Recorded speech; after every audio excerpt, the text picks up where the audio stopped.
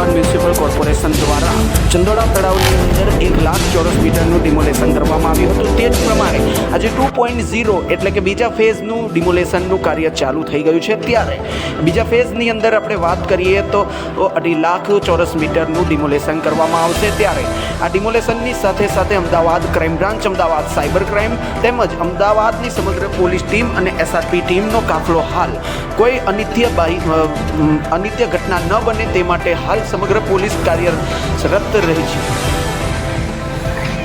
આ સાથે અહીં પોલીસ કર્મચારીઓના 3000 પોલીસ જવાન અને 25 એસઆરપીની કંપનીઓ દ્વારા અહીં ફૂલ સેફટી અંતર્ગત એમસીના કર્મચારીઓ દ્વારા અહીં ડિમોલેશનનું કાર્ય હાથ ધરવામાં આવી રહ્યું છે.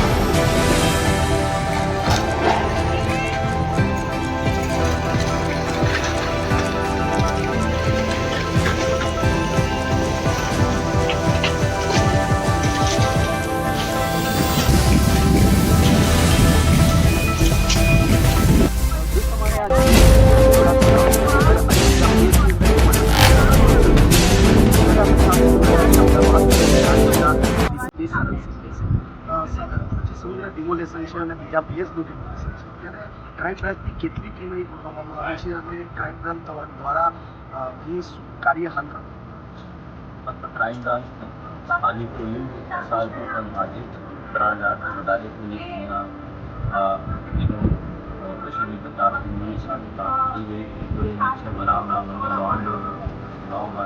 આવી એના માટે સિનિયર અધિકારીઓ માહિતી રહી આજે અને જ્યાં સુધી આ 2.5 લાખ ચોરસ મીટરમાં 8 જેટલા ફેરફાર એને દૂર કરવામાં નહીં આવે ત્યાં સુધી જે મને કહેવામાં આવ્યું છે 2010 પહેલાંના જે શરૂઆત કરનારા આવાસ યોજના દુકાનો છે તો એમાં કઈ રીતનું એને કોર્પોરેશનના સર્વે કર્યા છે તો જાહેરાત પણ કરી હતી જેના આધારે 3500 જેટલા ફોર્મ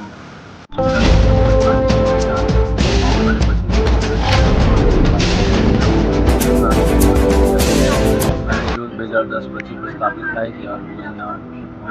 2010 પહેલાં રહેતા તો એનો બીજો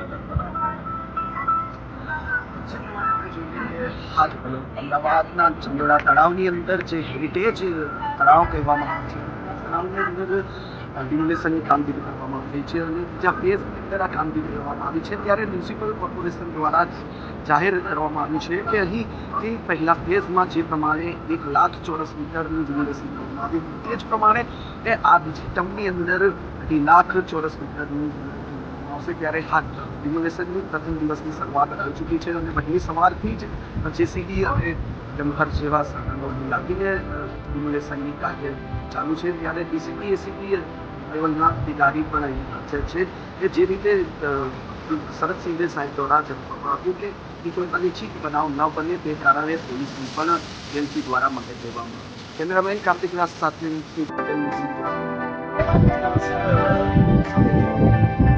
समग्र काफिला रखे हैं तो सर उसके बारे में आप क्या कहते हैं? आज संजू तालाब में फेज 2 के अंतर्गत एमसी द्वारा डिमोलिशन कार्य करने में आ रहा है.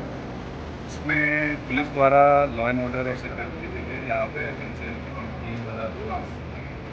SRP की कंपनी द्वारा यहाँ पे बंदोबस्त दिया जा रहा है और हाल शांति भी यहाँ पे